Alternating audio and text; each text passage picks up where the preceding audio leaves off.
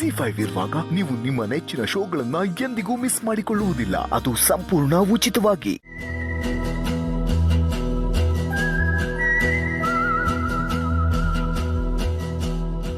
Wow, ಈ ಸುಪ್ರೀತ್ನ ನೋಡ್ತಾ ಇದ್ರೆ ಕಳ್ದೋಗ್ಬಿಡ್ಬೇಕು ಅನಿಸ್ತಿದೆ. ಎಷ್ಟು ರಾಯಲ್ ಆಗಿ ಬದುಕ್ತಿದ್ದಾನೆ. ನನ್ನ ಕನಸು ಅವನಿಗೆ ಆಲ್ರೆಡಿ ನನಸು.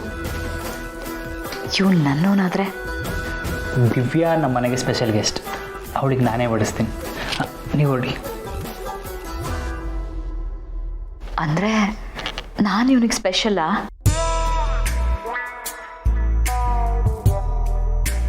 Can I? ನಿನ್ನ ಕೈಯಿಂದ ಬಡಿಸ್ಕೊಂಡು ತಿನ್ನೋ ಚಾನ್ಸ್ನ ನಾನು ಮಿಸ್ ಮಾಡ್ಕೋತೀನ. That's so sweet of you. Divya ಇದನ್ನು ಟ್ರೈ ಮಾಡು. ಇದು ಆ್ಯಕ್ಚುಲಿ ನನ್ನ ಫೇವ್ರೇಟ್ ಗೊತ್ತಾ.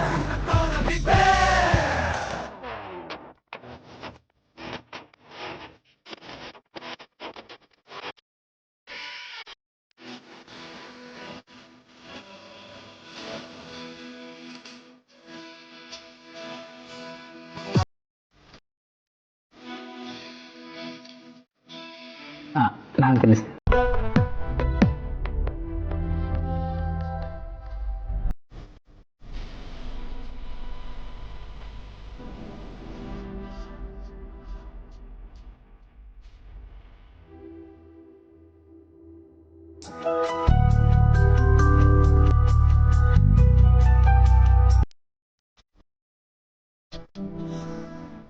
ನೀನು ನನಗೆ ತಿನ್ನಿಸ್ತಿದ್ರೆ ನೀನು ತಿನ್ನೋದು ಯಾವಾಗ?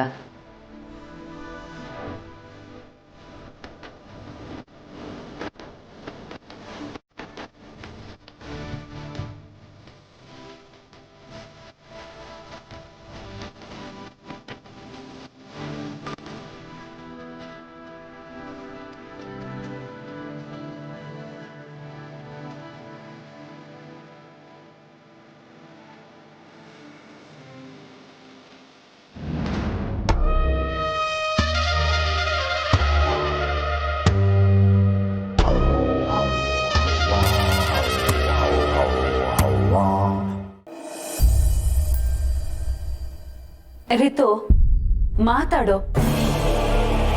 ಏನೇ ಇದ್ರು ಮಗು ಜೊತೆ ಹೀಗೆಲ್ಲ ನಡ್ಕೋಬೇಡ. ನೀನ್ ಮಾಡ್ತಿರೋದು ಸರಿ ಇಲ್ಲ ರಿತು. ಹೇಳಿದ್ನಲ್ಲ ನಾನಿರೋದೇ ಹೀಗೆ ಅಂತ.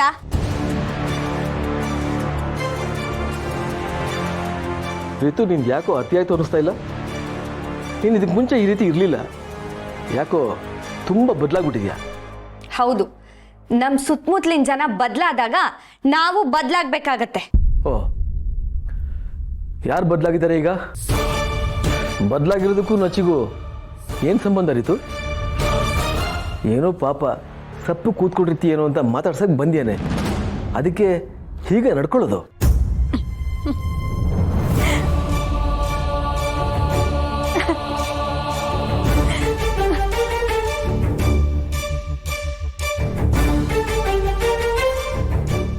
ರಿತು, ಏ ರಿತು, ಯಾಕೆ ಹಿಂಗೆ ನಗ್ತಾ ಇದೀಯಾ?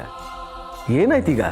ಅಲ್ಲಪ್ಪ, ಮಗಳು ಯಾಕೆ ಸಪ್ಪಗಿದ್ದಾಳೆ ಅಂತ ಕೇಳೋ ಬದಲು ಮಗನ ಹತ್ರ ಯಾಕೆ ಆ ಥರ ನಡ್ಕೋತಿದ್ಯಾ ಅಂತ ಕೇಳ್ತಿದ್ದೀರಲ್ಲ. ವಾವ್, ಮಗನ ಮೇಲೆ ಅದೇನು ಲವ್, ತುಂಬ ಚೆನ್ನಾಗಿದೆ.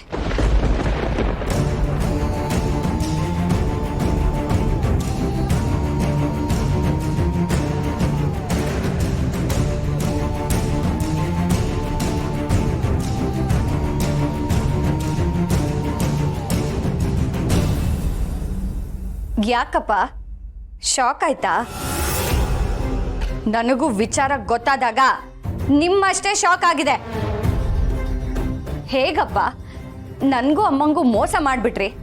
ನಿಮಗೆ ಮನ್ಸಾದ್ರೂ ಹೇಗೆ ಬಂತು?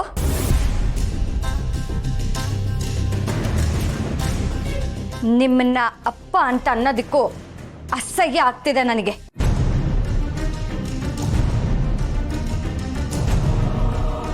ನಾನು ಅಮ್ಮ ನಿನ್ನನ್ನು ಎಷ್ಟು ನಂಬಿದ್ವಿ. ಅಮ್ಮ ಈಗಲೂ ನೀನು ಶ್ರೀರಾಮಚಂದ್ರ ಅಂತ ಅನ್ಕೊಂಡಿದ್ದಾಳೆ. ನಿನ್ನ ನಿಜವಾದ ರೂಪ ಅವಳಿಗೇನಾದ್ರೂ ಗೊತ್ತಾದ್ರೆ ಅದು ಹೇಗೆ ತಗೋತಾಳೋ ಏನೋ, ನೆನೆಸ್ಕೊಂಡ್ರೇನೆ ಭಯ ಆಗ್ತಾ ಇದೆ.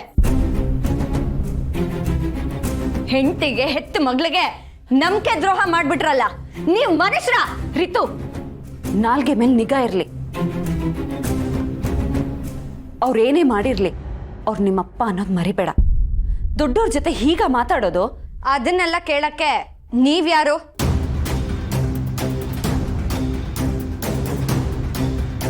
ಇದು ನಮ್ಮ ವಿಷಯ, ನೀವು ತಲೆ ಹಾಕ್ಬೇಡಿ. ಇದು ಮನೆ ವಿಷಯ, ಕೂಡ್ ಕುಟುಂಬದಲ್ಲಿ ಸ್ವಂತ ವಿಷಯ ಅಂತ ಇರೋದಿಲ್ಲ. ಇರೋದು ಎಲ್ರ ವಿಚಾರ ಅಷ್ಟೇ. ಇದನ್ನ ನಾನು ನಿನಗೆ ಸಪ್ರೇಟಾಗಿ ಹೇಳಬೇಕಾಗಿಲ್ಲ ಅಂತ ಅಂದ್ಕೋತೀನಿ. ಹೌದೌದು, ಹೀಗೆಲ್ಲ ಹೇಳಿ ನೀವು ದೊಡ್ಡ ಮನುಷ್ಯರಾಗಬೇಕು ನೋಡಿ. ಅದಕ್ಕೆ ಅಲ್ವಾ ಇವ್ರ 2ನೇ ಸಂಸಾರನ ನೀವು ಮನೆಗೆ ಕರ್ಕೊಂಡ್ ಬಂದಿರೋದು. ರಿತು, ನೀನಿನ್ನೂ ಚಿಕ್ಕವಳು, ಇದೆಲ್ಲ ನಿನಗೆ ಅರ್ಥ ಆಗೋದಿಲ್ಲ. ಹಾಗಂತ ನೀನು ದೊಡ್ಡವರಿಗೆ ಬೆಲೆ ಕೊಡದೆ ಮಾತಾಡೋದು ನನಗೆ ಇಷ್ಟ ಆಗೋದಿಲ್ಲ. ಹಾಗಿದ್ರೆ ನನಗೂ ಅಮ್ಮಂಗೂ ಬೆಲೆ ಕೊಡದೆ ನೀವು ಇನ್ನೊಂದು ಕಡೆ ಸಂಸಾರ ಮಾಡ್ತಿದ್ದೀರಲ್ಲ, ಅದಕ್ಕೆ ನಾವೇನ್ ಮಾಡಬೇಕು? ಸುಮ್ಮನೆ ಇರಬೇಕು ಅಥವಾ? ಇದ್ಕೂ ಗಾಡಿ ಪರಿಹಾರ ಮಾಡ್ಕೊಳ್ಳೋ ವಿಷಯ ಅಲ್ಲ. ಸ್ವಲ್ಪ ತಾಳ್ಮೆ ತಗೋ. ತಾಳ್ಮೆ? ನಮ್ಮಮ್ಮನ ಪರಿಸ್ಥಿತಿ ನಿಮಗೂ ಬಂದಿದ್ರೆ ನೀವಿದೇ ಮಾತು ಹೇಳ್ತಿದ್ರಾ?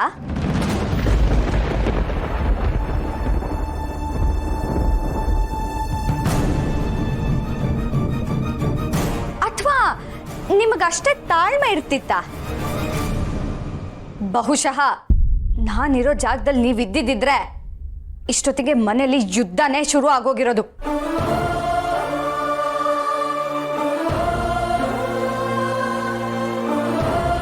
ಈಗ ಗೊತ್ತಾಯ್ತಲ್ಲ ನಾನು ಯಾಕೆ ಈ ತರ ಆಡ್ತಾ ಇದ್ದೀನಿ ಅಂತ.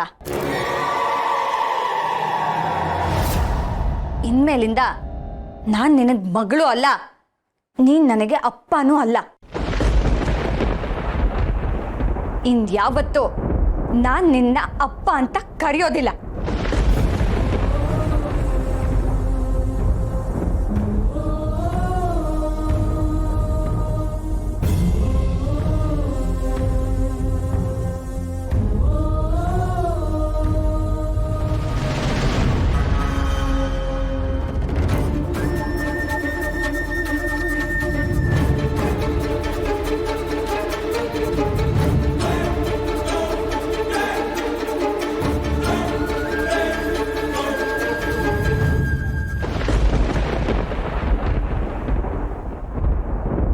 ಇವತ್ತಿನ ಈ ಪರಿಸ್ಥಿತಿಗೆ ನೀವೇ ಕಾರಣ ಚಿಕ್ಕಮ್ಮವ.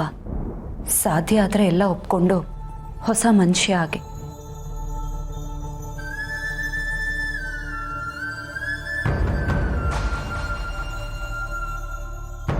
ದೇವ್ರೆ, ನನ್ನ ಮಗಳೇ ನನಗೆ ಛೀಮಾರಿ ಹಾಕೋ ಪರಿಸ್ಥಿತಿ ಬಂತಲ್ಲಪ್ಪ. ಇದು ಹೀಗೆ ಮುಂದುವರೆದ್ರೆ ನಾನು ಒಬ್ಬೊಬ್ಬರನ್ನೇ ಕಳ್ಕೊಂಡು ಒಂಟಿಯಾಗಿ ಹೋಗ್ತೀನೇನೋ ಅನಿಸ್ತಾ ಇದೆ.